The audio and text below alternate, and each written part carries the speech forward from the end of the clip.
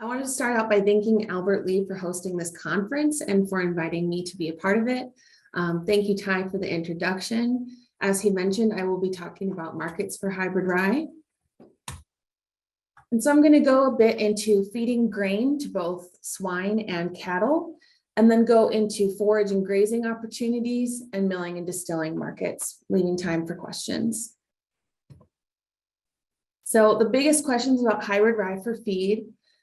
Corn and soybean meal have been used as industry standards for energy and protein in rations. And I'm sure I don't need to tell this audience this, but small grains such as wheat, hybrid rye, conventional rye, barley, and oats can be used as energy sources themselves. And the price will vary based on seasonal variability and markets. And so when we look at hybrid rye as a feed source, we're looking at the cost effectiveness and the nutritional value. So some similarities and differences between corn and hybrid rye nutritionally. Amino acids, corn and hybrid rye have similar concentrations of digestible amino acids. There's actually a greater concentration of amino acids face value in hybrid rye compared with corn, but because hybrid rye is a little bit less digestible, they end up having the exact same digestible amino acid ratios. Next, looking at carbohydrates, hybrid rye has less starch than corn and less decreased starch digestibility compared with corn. But on the flip side of that, it contains a lot more fiber, and that fiber is more fermentable in the hindgut of the pig, or obviously the rumen of the cow.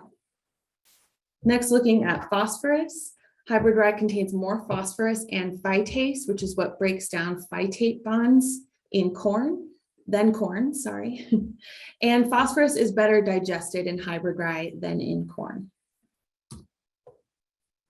We've done work at the University of Illinois looking at the use of hybrid rye in swine rations, and we've evaluated that in nursery pigs, growing and finishing pigs, and also in sow diets. And so we observed the main conclusions from the University of Illinois trials were that you could replace up to 50% of corn with rye for weanling pigs. Due to weaning, they're very sensitive stomach-wise. I wouldn't recommend any hybrid rye in the first week post-weaning, but after that, you could slowly start to introduce hybrid rye, have that slow start of a fiber source, and increase it up to 30% in the nursery towards the end of the nursery period. Hybrid rye pigs tended to consume more feed, but that trial, they didn't compare the energy value. Hybrid rye has about 93% the energy value of corn in swine diets, and so those pigs actually ate more. And hybrid rye may also reduce the incidence of diarrhea due to that fiber component, improving the intestinal health of the pig. Next, in the growing and finishing pig diets, they observed that you could replace up to 100% of corn in the diet with no effect on overall growth performance. And they also saw decreased mortality in hybrid rye fed pigs. And most importantly, for carcass characteristics, they saw a reduced iodine value, indicating a thicker, whiter fat on the pork loin. And besides that, no other differences in carcass quality. And so that reduced iodine value is crucial for export markets to Asia, for instance. They tend to go for that thicker, whiter fat on their meat. Next, in hybrid rye for sow diets, you can replace corn with hybrid rye at about 75% for both gestating and lactating sows, but greater levels could even be okay. They actually didn't test 100% replacement in that trial, so to be determined on that. And milk yield was actually greater with moderate levels of hybrid rye, so that was at about 25 to 50% replacement of corn with hybrid rye.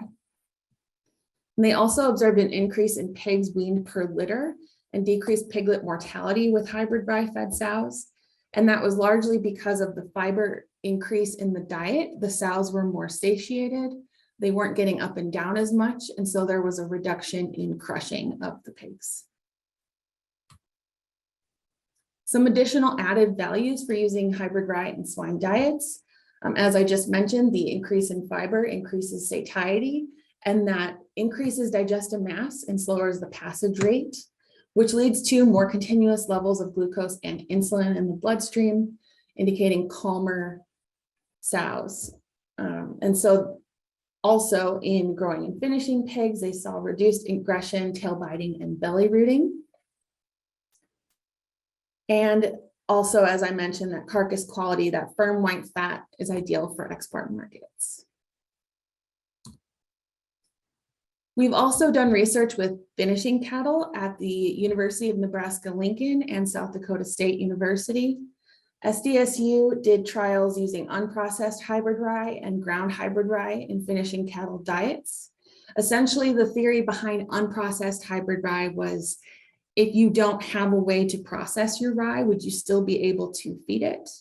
And they concluded that you could feed it up to 100% replacement of corn with unprocessed hybrid rye, but you will see significant impacts on growth performance, just slower gain.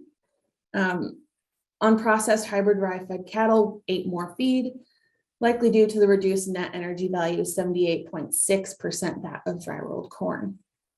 But there were also minimal influences on carcass quality grade. So if you wanted to feed unprocessed hybrid rye, you can. Next, looking at the ground hybrid rye trial, they concluded that you could replace about 30% of corn. You could include 30% hybrid rye in the diet with no effect on overall growth performance. Up to 100% of corn can be replaced, but they did see a reduction in growth once they got to those higher inclusion levels. And they concluded that the net energy of hybrid rye was about 90% that of dry rolled corn. The University of Nebraska was the one that did the steam flaking hybrid rye trial, and they concluded about 25% inclusion for finishing cattle would be ideal for minimal effects on overall growth performance. Again, you can include it up to 100%, but you will see a slight reduction in growth at that point. And the net energy of hybrid rye is about 92% of steam flaked corn. And so the SDSU extension team did a few meetings in South Dakota, and they essentially said, their conclusion is, we have a lot of hybrid rye up here. We recommend 33% of the diet as hybrid rye, and that seems to be that sweet spot for them. So next, looking at small grains for the integrated swine farmer, I have done some comparisons. The cost may be different. I think this year's numbers, but of course prices vary. I used the yield in bushels per acre for corn, wheat, and hybrid rye, along with the cost for seed, fertilizer, chemicals, drying, and crop insurance. And you can see here the total direct cost per acre for corn, wheat, and hybrid rye. And then I've also done a digestible energy comparison of the yields of each of those fields, and then calculated the cost per 1,000 megacalories of energy. And doing the math here, you can see that hybrid rye is the most cost effective per 1,000 megacalories of energy. Next, looking at cattle farmers, again, that same cost comparison is up at the top. And then I use the net energy comparison from those previous trials that I talked about, and observe that the cost per megacal of energy is, again, most cost effective with hybrid rye. So some additional benefits for the integrated farmer. Again, I don't need to tell you guys this, but crop diversity, increasing that rotation diversity, improving soil health, and acting as a winter cover crop opportunity while still having that grain yield in the spring. Additionally, hybrid rye, when you harvest for grain, produces a lot of straw and organic matter, and you can use that for bedding opportunities.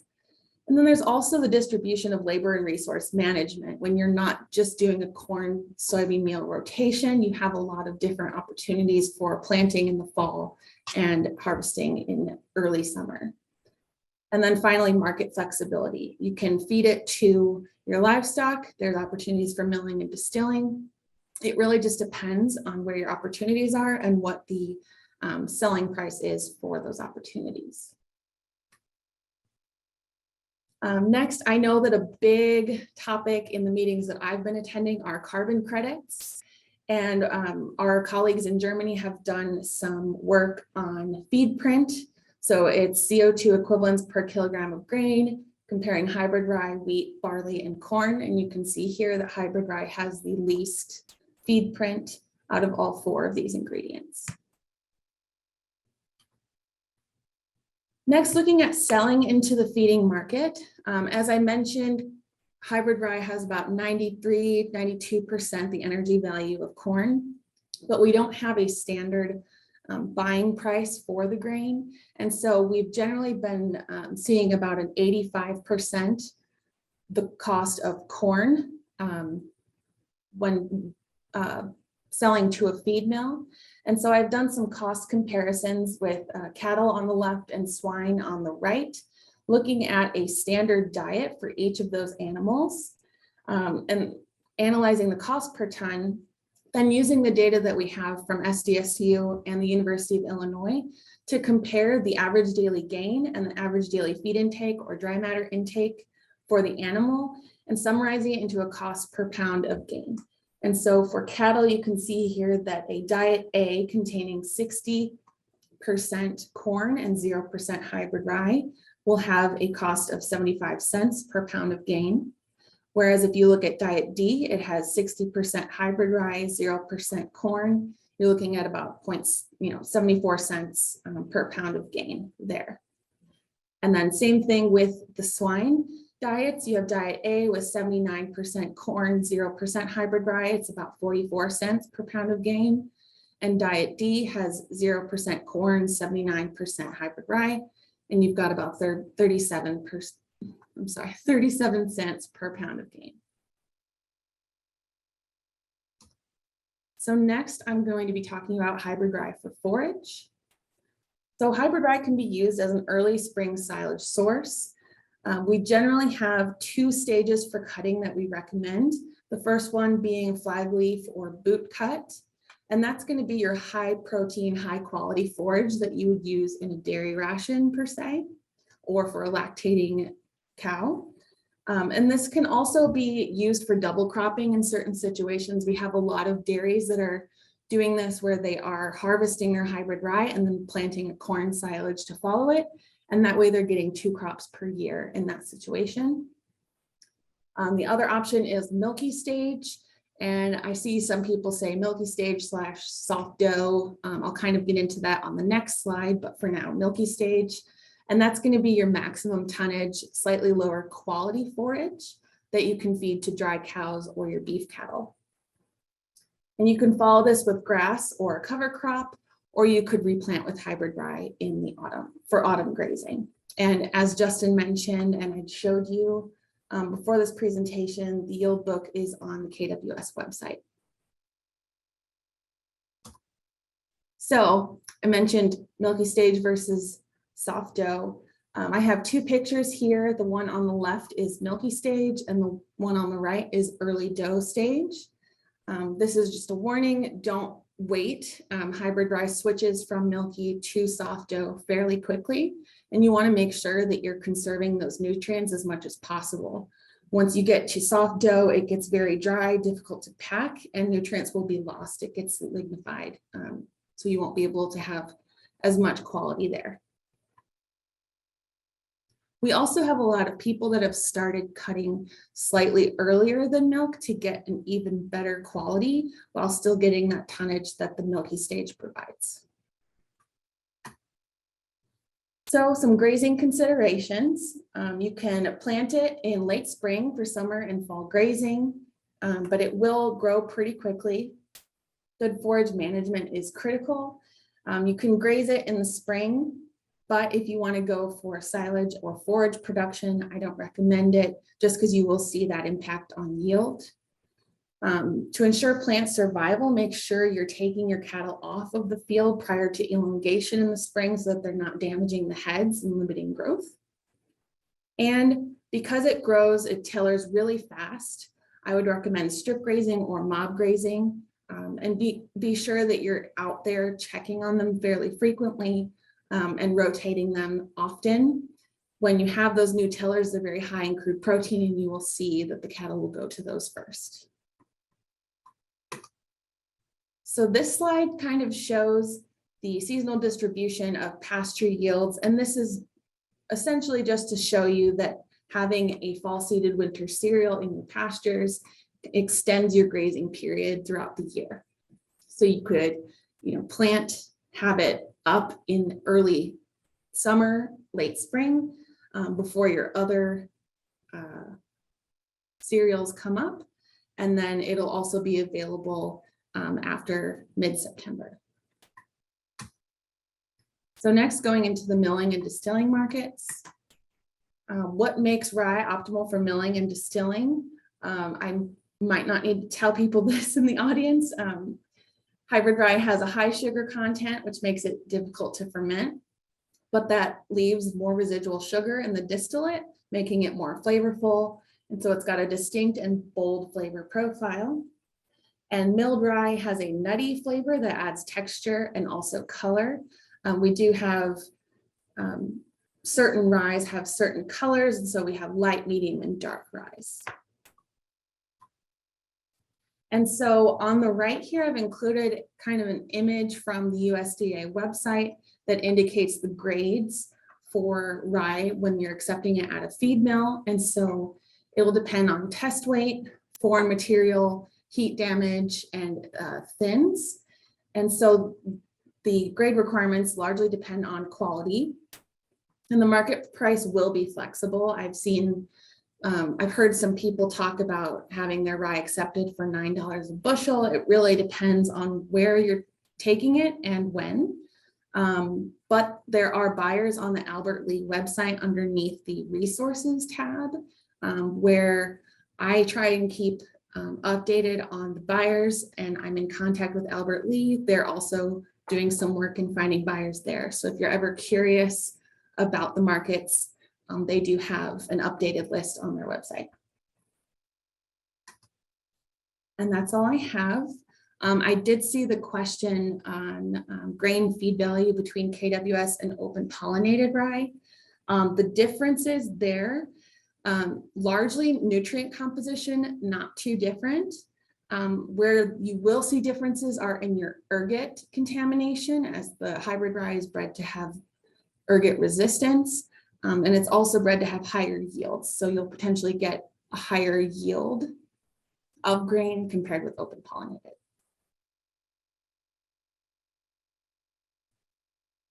And that's all I have. All right, thank you, Carly. While I wait for some questions to come in here, guess one thing is, how do you see the acceptance of hybrid rye into the marketplace? For example, like here in Southern Minnesota, it's corn beans. It's really easy to find a place to sell it. And then how have you seen that? Is you see more acceptance as it's become more common, or is this kind of still a process? So I've worked with KWS for about 2 years now. And prior to that, even I was like, what is this hybrid rye? I've seen a lot of different swine producers more willing to try different feed ingredients. And I also think I have a swine nutrition background. And so my opinion is, you feed with what you've got. And if the growers in the area are growing that ingredient and it's most cost effective to buy what's in the area, you can feed it. We're there to provide. I'm a nutritionist, so I talk with swine producers, encourage them to see the nutritional value of hybrid rye. The nutritionists can see that it can be included, and so they're willing to test it out on their farm and confirm that it works, and then we can go large scale with it. It does take time. I know corn and soybean meal are standard. It's really hard to convince farmers to do new things. And so I think slow and steady, we will see an increase in that diversification in feed rations.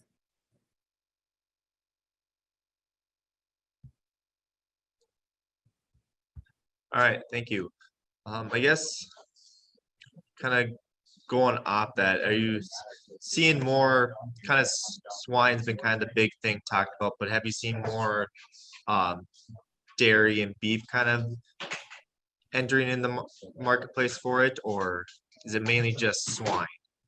We've actually, our forage market has grown much faster than our grain market has. And I think we're seeing that especially in the plains where there's been drought. Hybrid rye is drought resistant. We've seen an increasing opportunity for dairy farmers to use that and getting that double crop with corn silage. And in the plains, people are looking for opportunities, more tolerant crops. So we are seeing some finishing lots, including hybrid rye in their diets as well.